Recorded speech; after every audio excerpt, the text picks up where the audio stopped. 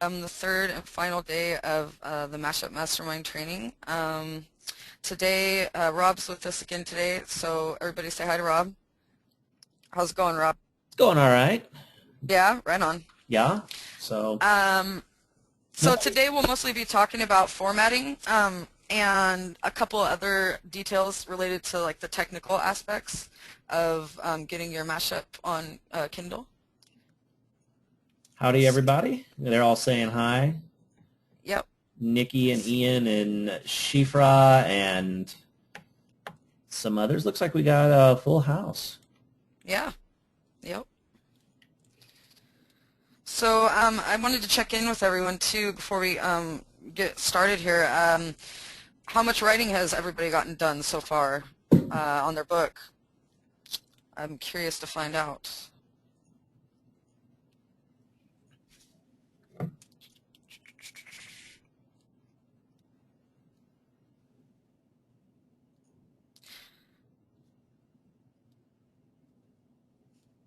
I'm not, for some reason, I'm not able to see anything. So Oh, you're not anything able to that's see the coming in. question mark? Oh, I know why No, that is. yeah. I know why that is. Hang on. It's because Okay.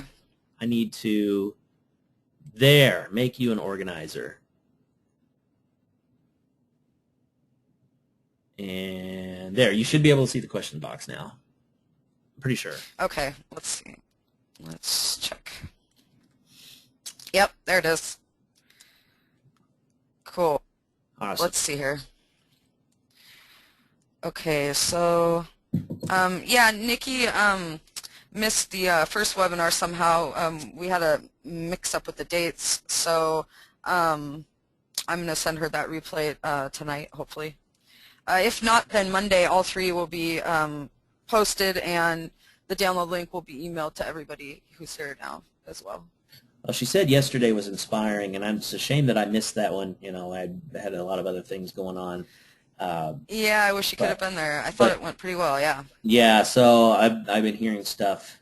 So yeah, she says that it was inspiring, and this stuff really is. I mean, this whole concept of doing public domain, you know, and I mean, you can do also the cool thing I like about it is you can do all sorts of stuff. Like, I mean, you can just add some stuff to it, like kind of like the Pride and Prejudice and Zombies, where he just added some zombies in where he felt it was appropriate. Or you could take the entire book, like the plot and the characters, and just rewrite it in modernize it, or turn it into a different story. I mean, I know you talked about that Friday night. It was one Hmm. of the concepts is just taking it and like or adding a sequel. What happens after? Uh-huh. Like, so I mean, there's just all these cool things that you can do with it, and it is really inspiring. It's a great way to get ideas for books, Yeah. even if you're not gonna just modify it and do a mashup. It's a great way at least to get ideas. Yeah, inspiration, yeah, for sure. We also talked the other day, when you weren't here, we talked about picking like 5 different public domain stories and then like condensing them down to like maybe like 20, 25 pages each and then doing an anthology of shorter stories.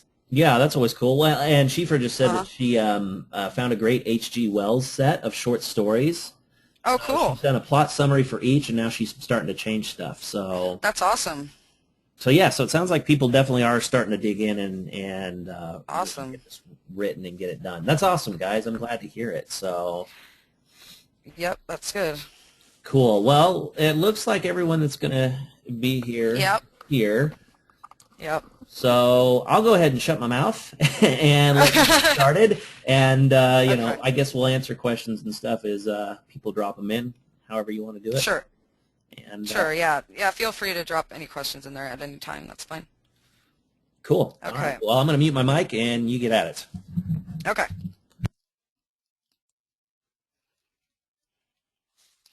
Okay, so let's see here. Okay, so I wanted to go over mainly today the more technical aspects of getting this done. So in order to format it, like I spent quite a bit of time experimenting with various softwares and different methods, and it can all get a little bit confusing if this isn't your type of thing. So It was a learning experience for me, but now that I have it down fairly well, I figured that we'd just quickly, go over the main parts. So I think I mentioned the other day when I was suggesting downloading the book from Gutenberg, I mentioned that it's best to start with plain text, which in my experience is true. And then what I did is I downloaded a free tool that's called Sigil, I think. I'm not sure if that's how you pronounce it. I assume it is. But, and it's actually pretty nifty. It's a what you see is what you get editor, which means that it's a visual editor. And so you don't have to actually edit any code, which is what most people prefer. And so it's fairly simple and easy to use. And what we use it for is to generate an EPUB file. And that's what we're going to use to open in the Kindle previewer, which we'll also need to download. And then that will convert it for us over into Kindle format. I know it sounds kind of confusing and like there's a lot of steps, but it's actually not that painful. Well, let's see. Okay, so yeah, the first step, you'd want to head on over to download this. I will drop that link in the chat box here in a moment as well, so you guys have that. But here's the program. This is one of my books that we talked about yesterday, which is the Scarlet Letter and the Alphabet of Sin. So what I started with for this was I simply went to Gutenberg and I downloaded the book. This is actually not the right book, so let's go back real quick. Just went on here, I searched for it, Scarlet Letter, and downloaded the plain text version. Oh geez. Well, I added an extra T, that might be why. Okay, here we go. So plain text, and it just pulls it up in the browser if you're using Chrome. So what I do is I just like to hit Control A, and then it will select all of it. And then I just right click and copy it, if it's going to cooperate here. Or just use this here, copy. Then I just like to open up something like Notepad because it keeps it in plain text. And I just like to copy it right into that. And okay, it's a little bit long, obviously. So what we want to do first is like remove the text from Gutenberg because that's not relevant to our version of the story. So I would go ahead and delete all of that stuff. They have some, some legal copy at the bottom and at the beginning of each of their books. So I would go ahead and just remove that stuff. But you get the idea. So once you've done that, then you'd want to copy just the text from the book once you have it skimmed down to that. And then you'd want to open up this program here.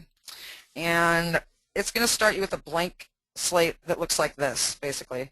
And what I do is I just make sure that it's on, it should by default be on book view. But if you see up here in the toolbar, there's a little picture of a book, and then next to that there's some brackets. And this is what switches you between book view and code view. So, I mean, that's a lot more confusing for most people, so you don't really have to mess with that ever for the most part. So you just copy it right here into the book view. And then what you want to do is you want to separate, we have to go through the chapters, find the chapter titles or the headings for the chapters, and make them headings. Because right now everything's just paragraphs. So to do that, I'll pull up my previous example so that you can see what I'm talking about better. Okay, so originally this all started out as just plain text. Now what you want to do is you want a title page. So that's what this is here, this first part. And to do that, you want to highlight the title of the book, and you want to go over here on the left, see where it says H1, H2, H3. The title should be in H1, so that's what I did here. And then the by line, I put also Nathaniel Hawthorne as the author because that's what Seth did with the zombie book as well, and I think that that's kind of a cute little way to give people credit. So I mean, there's nothing wrong with adding both. You can be a co-author, that's fine. And so once you've made this an H1, then you want to go through to each chapter in the book and make sure that it's an H2. I'm sorry. So I did, and that's kind of one of the more time-consuming parts of this. I mean, it took me a few to get that done, but I mean, I found it is the easiest and the best way to make sure that everything turns out the way it's supposed to. So I just went through and did that. And you're going to have one really long document if you paste the entire book into this. So what you want to do is before and after each section. So actually, you know what I'm going to do? I'm going to pull up my Little Red Riding Hood story because I haven't finished separating that one yet. So that's actually going to be easier to understand what I'm saying here. One second. Okay, there it is. Okay, so this first half of the book or so you can see is over here on the left, these are the different sections that the book's broken up into. So, but down here we haven't really gotten to that part yet, so we'll start with that. So as you can see here, I've selected this and I've made it an H2, sorry, and it's also a link, which isn't necessary, but I can show you how to do that as well later. Okay, so in this example I have illustrations, as you guys saw the other day, which I like to put on their own page or whatever. So in order to do that, I just pick where I want the image to show up. So, and then I put my cursor at the beginning of the paragraph and I hit enter maybe a couple times and then arrow up so that it's in its own space here. And then what you do, if you do have images for your book, there's a folder here on the left, as you can see. They have styles, text, images, and we want to open the image folder. And these are the drawings I already have used so far. So what you do is you just right-click on this and go Add Existing Files, and then you find the image on your hard drive, add it to this folder, and then what you want to do is switch to code view real quick, just because this is the easiest way to do this.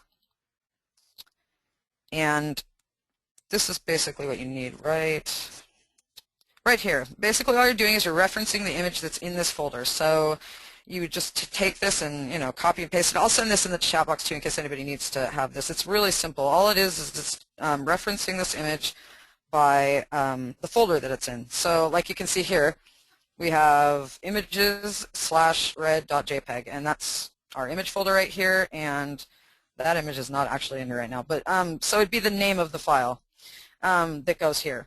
So if you just you can reuse this little snippet here and just change the file name, super easy. So right click, copy, we'll go back to the section we were at, okay. And then we're just going to add that right here, for example. And let's say that the image we want in this part of the book is pic6.jpg. So we would just change this part to pic6.jpg, okay? So now when we switch back to book view, it should show up. And there we have it. So, but we want it to be on its own page, which is important also. So what we want to do is, and this is also something you should do with each chapter, when you start a new chapter, you want to start it on its own location. So in Sigil, what you do is you want to go to the toolbar where it says Insert and Split Marker, and choose that. And that's going to add a horizontal line across the whole page here.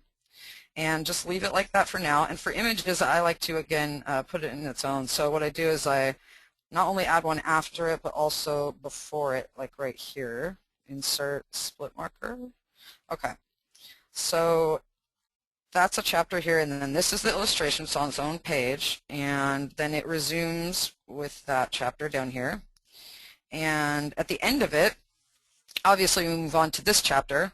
So I did this same thing with this. I put in, you know, a split marker above this. I've already done it, but that's what you would do, and you want to do it with all the chapters.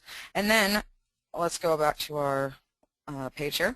So once you have done that, once you've added your lines to all the sections of the book where it needs to be cut into pieces, all you have to do is go to Insert again.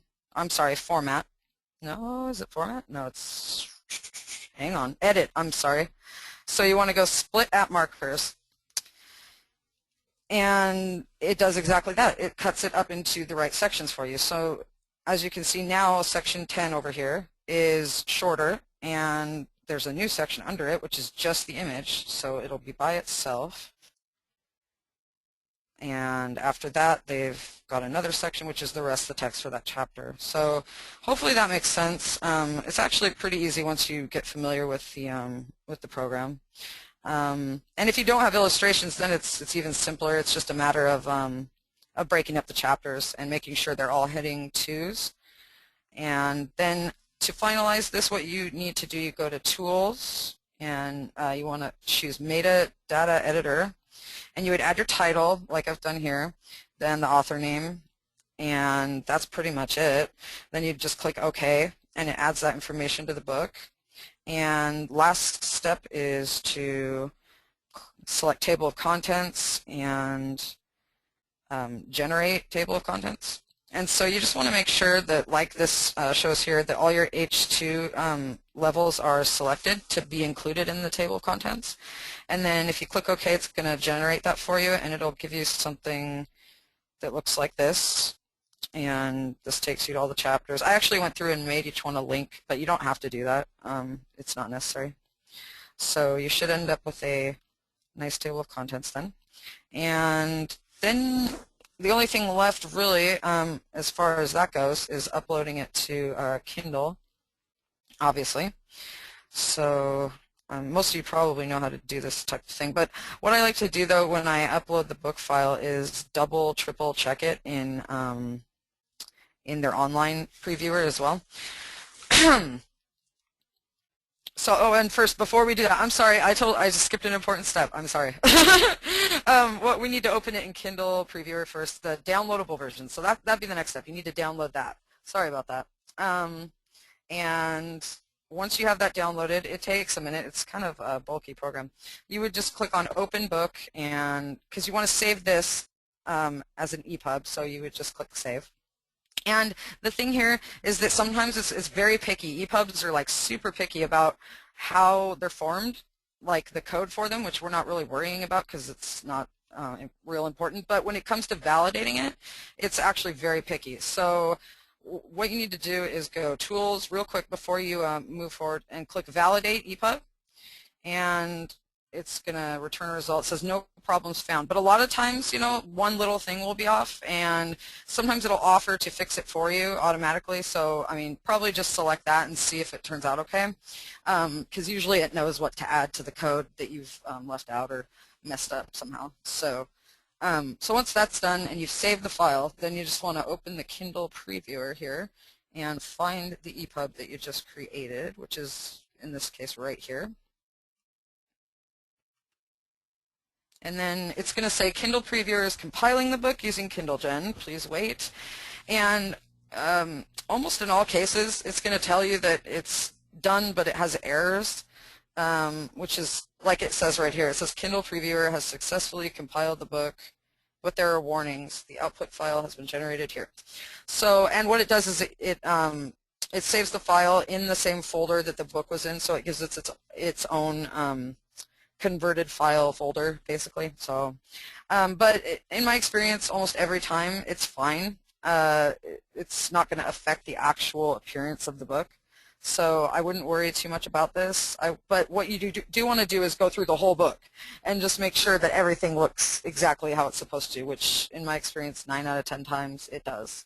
So you just click OK, and it's going to open the book. Give it a second here. There it goes. There's our table of contents, and we just want to make sure it's all functional, so we'll just test out a few of these, and everything looks good here. You just want to make sure to go through the whole thing just in case, because that's the best way to go usually. Sometimes there can be some funky formatting issues, but honestly, using this this software, I haven't had any trouble myself, so it's been pretty easy to use.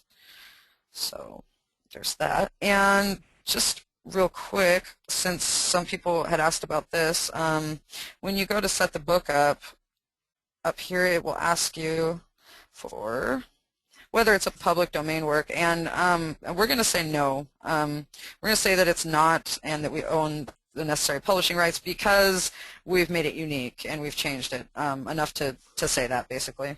So then you just add your keywords, and you guys have probably done that stuff before. And and also for cover art, I don't know what kind of methods you guys use or who you like to go to or how you design your covers, but I usually hit up someone on Fiverr personally, and I've noticed too that since Fiverr started allowing sellers to ask for more than $5, it's actually been kind of a good thing in my opinion because, well, not only are they getting paid more, obviously, but the cool thing is that they have these like gig extras now, and those are pretty handy. Like, for example, for the Scarlet Letter book, I got the cover for that on Fiverr, and he had a gig extra that offered to find like a stock photo for the cover. And I usually go for that if they do offer it because I found that the covers turn out like a lot nicer, and you don't have to worry also about the image, not having the rights to use it and stuff like that. So um, I had that image, but apparently I don't have it right here. So, but I think it turned out pretty good. And he actually did more than one version for me, which is cool. So I got to pick, and what ended up happening was I liked like one thing about each version. Like I liked the text in the first one, but not as much the image, and then vice versa with the other one. So what I ended up doing was I just opened it in GIMP and sort of swapped out the part of the cover that I wanted from each one and just moved them and then saved it as a new file. So that worked out pretty well. I don't know why the image is not here right now, but anyhow, so that's good. Rob, do you have anything to add as far as any of those steps of the process go? No, actually everything was quite clear, though Nikki did have a quick question Oh, okay. about linking. Yeah. You had your titles, your chapter title. Oh, right. She was wanting to know if you were Yeah. using that to make a clickable table of contents. Well, it's a little confusing in Sigil, but if you go to Table of Contents under Tools right here, it says Generate, Edit, or Create an HTML Table of Contents. Because in an EPUB, the actual Table of Contents is its own file in here. But and so this is actually just an HTML file it's adding to it, and I don't think that you have to do both, as far as I know. But so I think if you just do, I just did both to make sure I had all my ducks in a row, but I don't think that both are necessary, honestly. But to do that, you would just you'd go to the section of the book you want, like this here. You'd highlight it, and then you want to go Insert, and I think you choose ID first. So you'd give it an ID of some sort. It can be whatever you want it to be, and then go Link.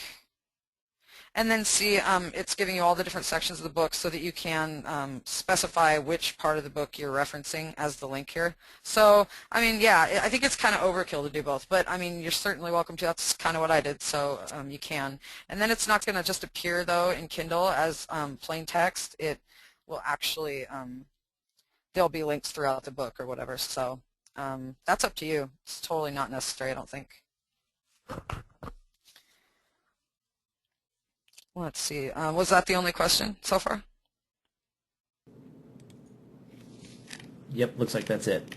Okay, cool. All right. Yep. Okay, I just wanted to try and find that image too because, well, I suppose it's on Fiverr, but yeah, let's see. See if I can find it real fast. I'm going to pause my screen for just a moment. See if I can pull that up real fast.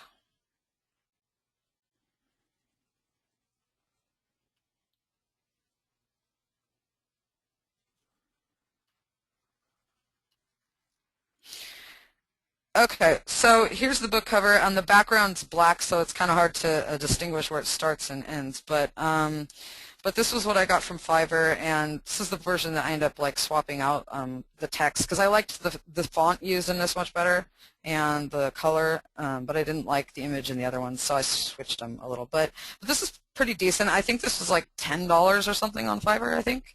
And so, I mean, for $10, it's not too bad, and that's what I'll be using for this particular book.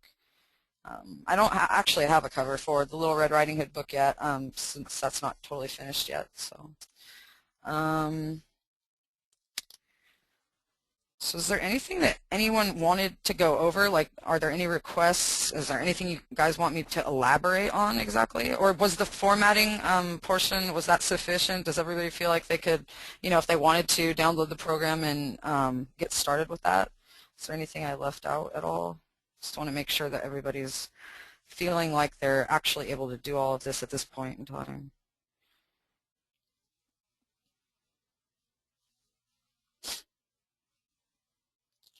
I'm not sure what happened to my question box here.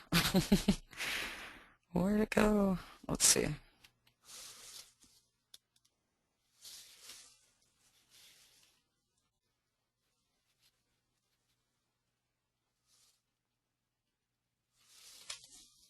Shifra asks, she's not clear about the linking. The linking? Kindle does require a linked table of contents. Ashley, you mentioned doing things. Oh, yeah. No, the link to the table of contents, yeah. No, you have to have the file in the book, yes, yeah. No, that's true. But as far as actually making, like, each chapter title a link, I don't think that you have to do that. I mean, but like I said, you can. It's easy to do in Sigil. Using just the insert and link functions from the toolbar. So, I mean, I don't think that you have to make them actual links, because if you notice in the Kindle previewer, usually, as far as I know, unless I'm mistaken, the chapter titles are usually not links. I mean, they are in the table of contents, but not in the rest of the book. You know what I'm saying? It's it doesn't have to be a link in the rest of the book or whatever. But yes, no, you're right. It does need a table of contents. Yes, that's true. Hopefully that made sense or clarified that. I'm not sure if that was the best way to explain that, but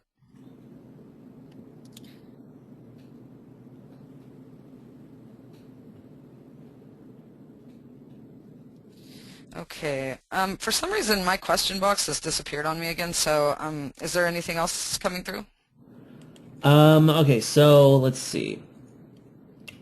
Okay, so Nikki says that I have a program that formats books for Kindle, so she's not sure whether or not she would need to use Sigil.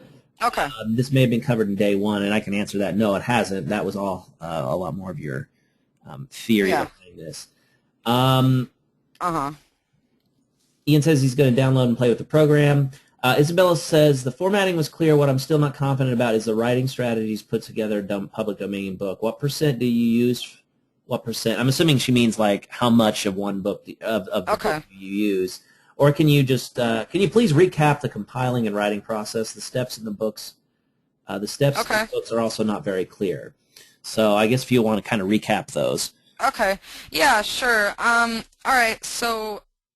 Yeah, on the first day we went over idea generation and book selection and all that sort of thing, and we talked about several different methods for doing that. Let me see if I can just pull that up real fast. Yeah, so I mean, as far as how much of the book to use, it really just depends on, I mean, what you want to do. Like for the zombie book example, I think we mentioned that it was about 75% or something original text, and the remaining whatever was the new author's addition to the story. So, I mean, it's not like a whole lot of unique text to add. I mean, it's really not. And the rest of the book, I believe, is left almost intact, except for parts that needed to be edited for the sake of, fitting with the zombie scenes he added. So yeah, it's entirely up to you, and I don't think that there's any issue with that.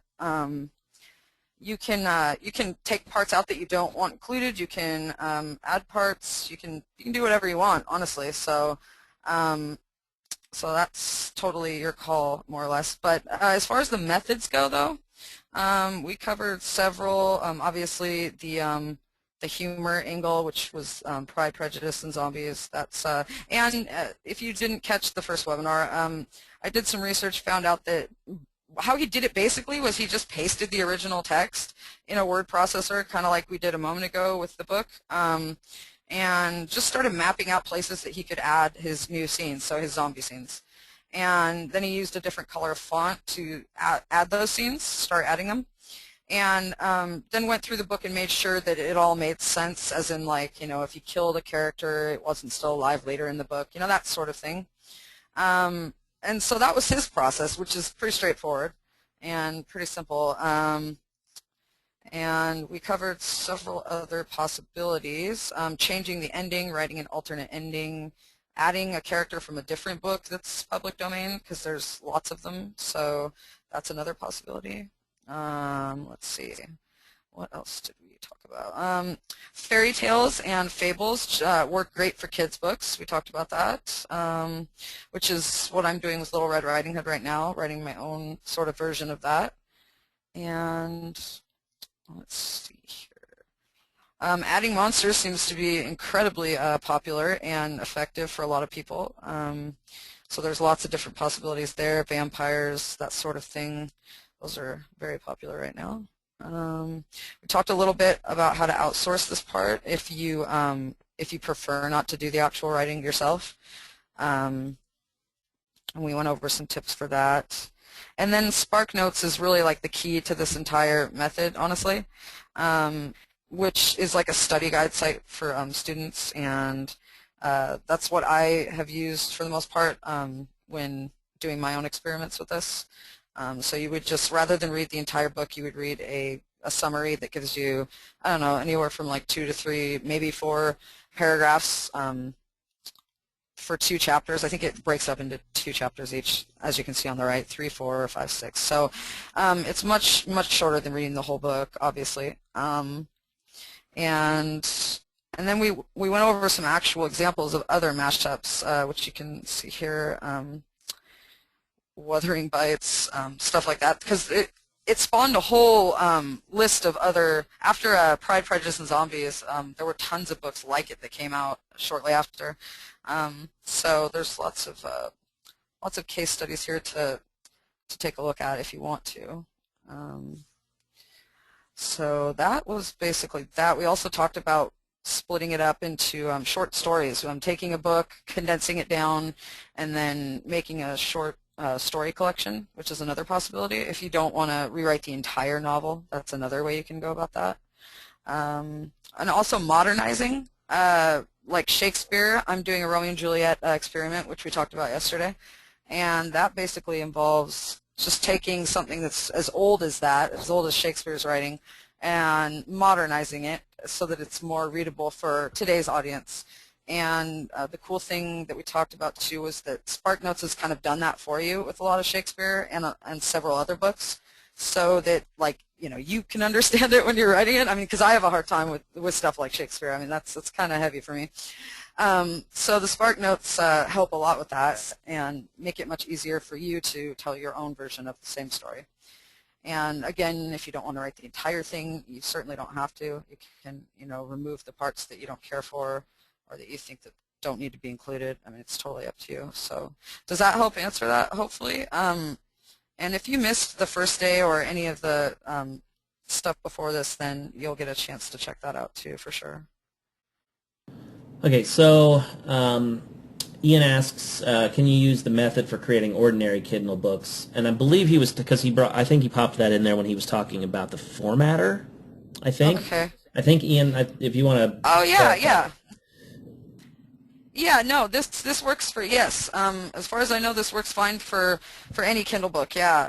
And it's a pretty good tool so far. I mean, I've used it for several books, and it seems to produce pretty consistent results. So, yeah, yes, you can use this for any ebook, yeah.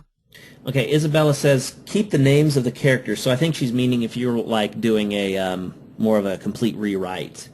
Okay. And yeah, I mean, you definitely can. You can. Yeah, no, that's up to you. Yeah. And let's see. Okay. Okay, so she's got a ton of other questions. How many books have you published with this method? What did you do to get sales going? What are your promotional strategies? Are you doing a series or single volumes? Okay. That's a few questions, all right. Actually, I'm doing this I have 3 different books going right now. Little Red Riding Hood book is not ready yet because it needs more illustrations, because we talked about how that's another way to make your version unique and to set it apart. Like Amazon actually allows you to just publish the exact same book if you add at least 10 unique illustrations. So, I mean, if you wanted to do that, which, I don't necessarily recommend, but if you wanted to, you could technically. But I felt like telling my own version of the story and adding the illustrations would make it that much more unique. So, and those are not quite finished yet. And I'm done with the writing for the Scarlet Letter, and my plan was to upload that today at the end of this. So actually, I haven't actually gotten them out there yet, but today it should be the day that the first one's published, and the other two should be following shortly thereafter. So, so that's yet to be seen, but I'd be happy to share that info with you guys once I get going. But I mean, I've done other books though, and I don't see this as being a whole lot different. Compared to those, really. I mean, the same process is involved in launching it and getting sales going and all that thing. I think is pretty standard. What do you think, Rob, about that? Promote these books just like you do anything else, Yeah, exactly. Yeah, yeah. That's what I would say. Yeah, I mean, there's the same thing. Like, so you want to go and you want to make sure that you've got a good cover. You want to make sure the title is good. You want to make sure you got a good description. You've got reviews. You got editorial reviews. You have a physical copy. Then you want to go out. Yeah. You want to schedule a KDP Select Day. You want to go to the various websites and send your books out to there.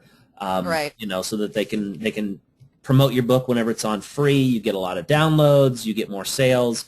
Test different covers. Test different price ranges. All of it is the same thing. It's promoting these is no different than promoting any other book, whether it be fiction or nonfiction. Obviously how you'd want to promote fiction is the same thing as this. So, yeah, I mean, Right. promotional strategies are going to be the same. And of course, this series wasn't so much about doing promotional stuff. It was more about writing the book. So, this really was kind of the topic, but yeah. So that's all the questions that we've gotten so far. Okay, yeah. And I think she ask something about sequels or series or something? Yeah. Do you have any series? Are you working on any series or sequels? Are you doing a series or single volumes? Okay. Well, right now I'm doing standalone, versions of just single stories, but the sequel or the series, method can certainly be pulled off well, because I know that after Pride and Prejudice and Zombies was published, they actually had a different author write both a prequel and a sequel to the book. So, I mean, as goofy as the original idea sounded, obviously it took off and was very popular and, spawned a sequel and a prequel. So that's certainly something that you could do for sure. It's been done and it can work, yes. So, yep. Okay, if Amazon tries to take the book down for having content that is freely available on the web, how do I explain that it is a derivative piece of original work? I think you need to show her that email that you got. Yeah, sure, yeah. Amazon is not going to take it down. As long as you've added to it, it's yours. Exactly. And Ashley actually emailed Amazon and asked. So I did, yeah. No, I got an email back from them which said that as long as it's not the same exact version by another publisher, then first of all, you don't have to claim it as public domain in your account when you go to publish it, and as long as you've added your own, stuff to it and it's your, work using the public domain material, then you're fine. And, at worst case scenario, is that, the review team would ask you, for some sort of documentation to prove that. And, they didn't elaborate on what exactly that meant, what sort of proof they would require or ask for. But, I can certainly ask them about that too to clarify. But it sounded like you would be fine. I mean, if you change the title, and do your own thing with it, then I think you're pretty much safe.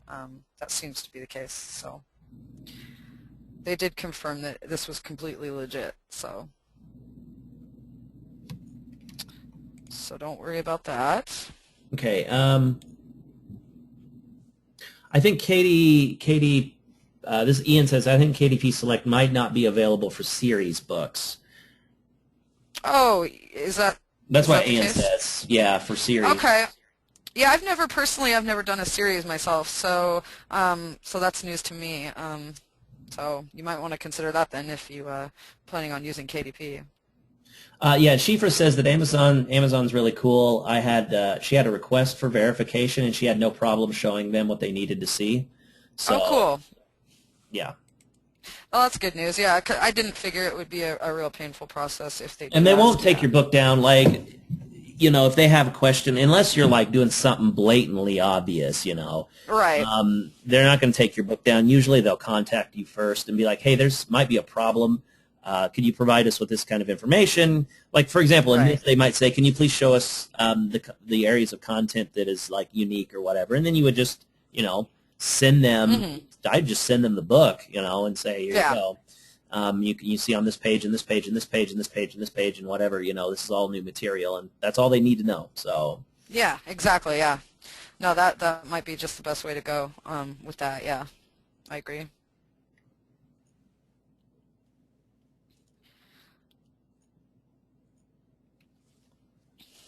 okay. Um, Nikki says, I'm not sure if Ian's correct with the comment about the KDP and series. I'll check out this, but I'm under the impression that's not an issue. Oh, okay. You may I know don't more know than you personally. I've never done any series. It's always been just Right. whole books. So, just a regular book and not a series. Um, Right.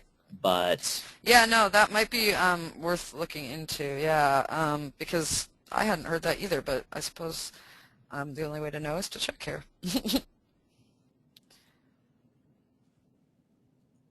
But what do you think, Rob, as far as KDP for this kind of book? I mean, do you think that that would be particularly effective for these, or what's your thoughts on that? the the mashups? Doing a KDP campaign for one of these kind of books, yeah. No, totally. I mean, yeah. I mean, Yeah. the cool thing is like if you title it right, which means including the original title, like Hmm. the Scarlet Letter or War of the Right. Worlds or Little Red Riding Hood. If you Hmm. do those, um, you're gonna attract you're gonna Attention. attract downloads and attention because it's already Hmm. a popular. I mean, that's part of the successful points of the strategy is that you're Yeah. banking off of somebody else's name and popularity. So Right. so I think that yeah, you should definitely do it. Yeah, I Okay, think so too. Isabel asks, what are some fast ways to map out and figure out the key elements to tie up when mashing up the public domain books?